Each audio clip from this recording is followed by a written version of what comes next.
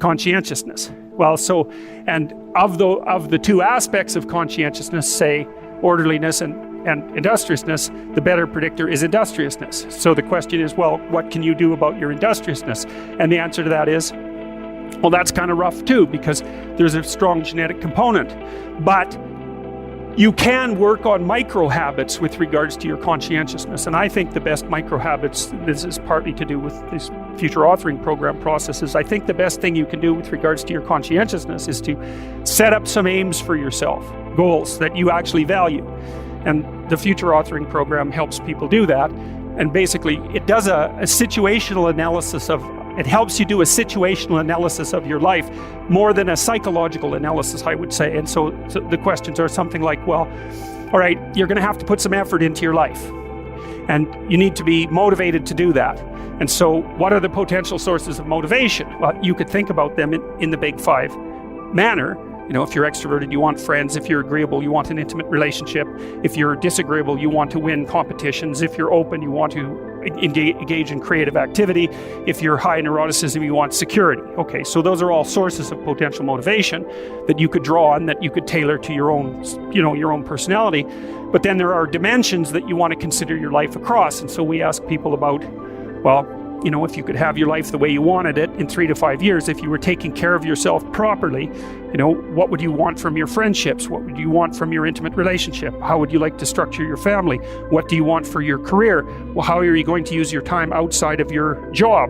And how are you going to regulate your mental and physical health, and maybe also your drug and alcohol use? Because that's a good place to auger down, because alcoholism, for example, wipes out, 5 to 10% of people. So you want to keep that under control.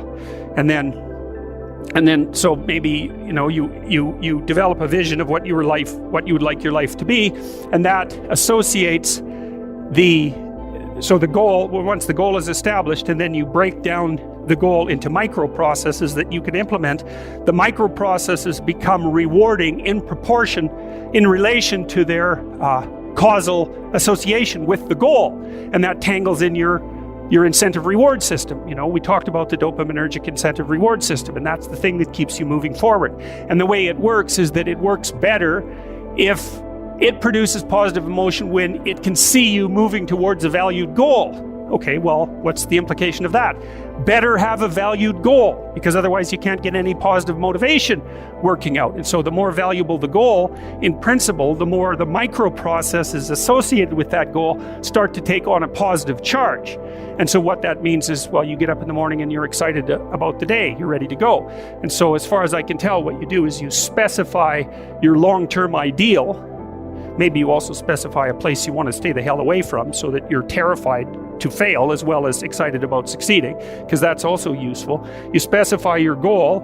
You do that in some sense as a unique individual. You want to specify goals that make you say, oh, if that could happen as a consequence of my efforts, it would clearly be worthwhile. Because the question always is, why do something?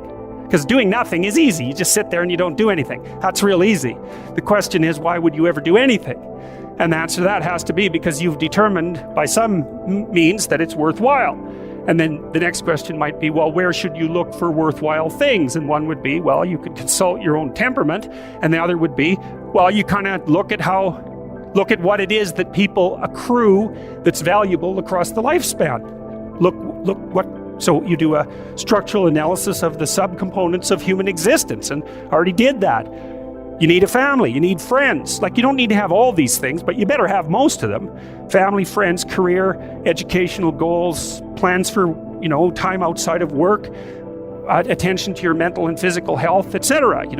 That's what life is about. And if you don't have any of those things, well, then all you've got left is misery and suffering. So that's a bad deal for you. So once you set up that goal structure, let's say, and that's really in many ways that's what you should be doing at university. That's exactly what you should be doing, is trying to figure out who it is that you're trying to be, right? And you aim at that, and then you use everything you learn as a means of building that person that you want to be. And I really mean want to be. I don't mean should be, even those things are going to overlap. And it's important to distinguish between those, because that's partly, and this is back down to the micro routine analysis. So if I was saying, well, you're going to try to make yourself more industrious. Okay, number one, specify your damn goals, because how are you going to hit something if you don't know what it is? That isn't going to happen. And often people won't specify their goals too, because they don't like to specify conditions for failure.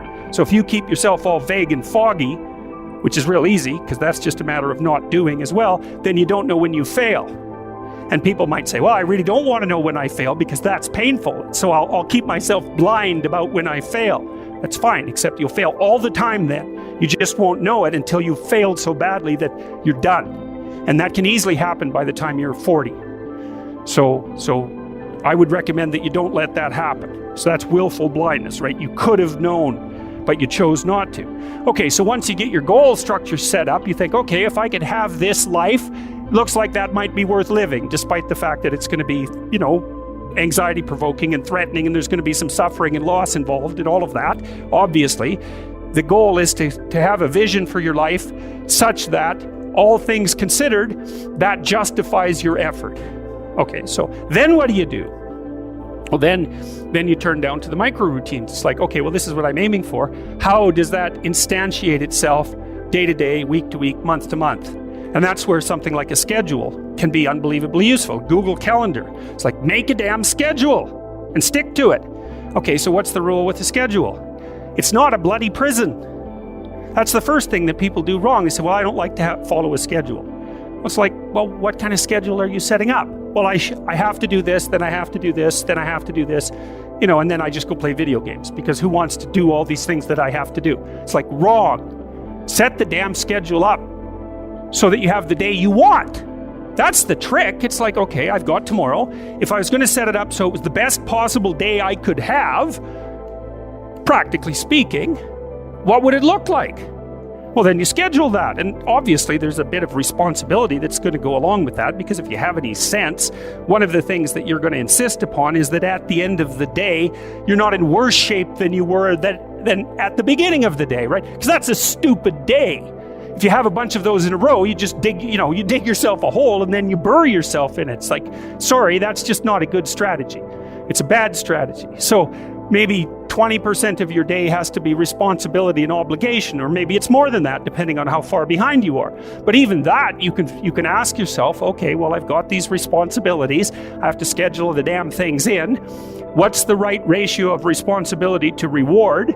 And you can ask yourself that, just like you'd negotiate with someone who is working for you. It's like, okay, you got to work tomorrow. Okay, so I want you to work tomorrow. And you might say, okay, well, what are you going to do for me that makes it likely that I'll work for you? Well, you could ask yourself that, So maybe you do an hour of responsibility and then you play a video game for 15 minutes. I don't know, whatever turns your crank, man. But, you have to negotiate with yourself and not tyrannize yourself. Like you're negotiating with someone that you care for, that you would like to be productive and have a good life. And that's how you make the schedule. It's like, and then you look at the day and you think, well, if I had that day, that'd be good. Great. And you're useless and horrible, so you'll probably only hit it with about 70% accuracy, but that beats the hell out of 0, right? And if you hit it even with 50% accuracy, another rule is, well, aim for 51% the next week, or 50.5% for God's sake, or because you're going to hit that position where things start to loop back positively and spiral you upward. And so that's one way that you can work on your conscientiousness, is plan a life you'd like to have.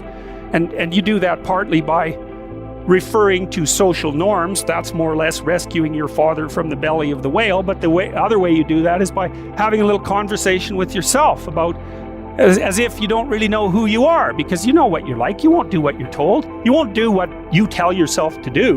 You must have noticed that. It's like you're a bad employee and a worse boss. And both of those work, for you. You don't know what you want to do, and then when you tell yourself what to do, you don't do it anyways. You should fire yourself and find someone else to be. But my point is that you have to understand that you're not your own servant, so to speak. You're someone that you have to negotiate with, and you're someone that you want to present the opportunity of having a good life to. And that's hard for people because they don't like themselves very much. So, they're always like cracking the whip and then procrastinating, and cracking the whip and then procrastinating. And it's like, God, it's so boring and such a pathetic way of spending your time. And you know what that's like because you probably waste like 6 hours a day.